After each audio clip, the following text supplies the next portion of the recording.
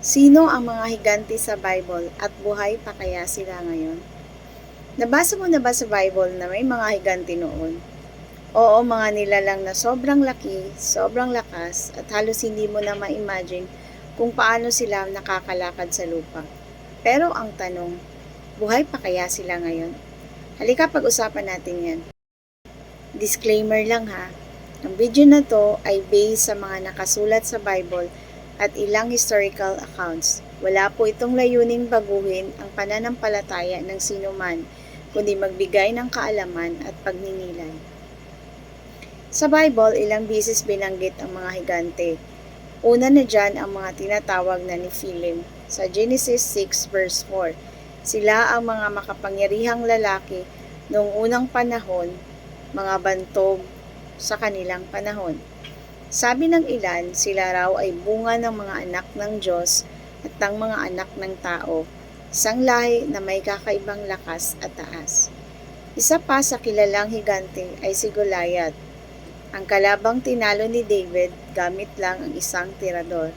Ayon sa Bible, si Goliath ay may taas na 6 cubits and a span halos 9 feet tall. Sipin mo, parang 2 tao ang taas niya. At hindi lang si Goliath, may mga tribo patulad ng Anakim, Rephaim at Imem, mga lahing may malalaking katawan at kinatatakutan ng mga Israelita noon. Pero heto, mas nakakakilabot na tanong, kung may mga higante noon, posible kayang may mga ilan pa sa kanila ngayon?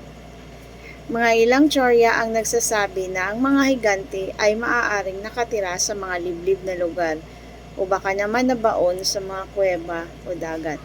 Naghihintay ng panahon para muling lumabas.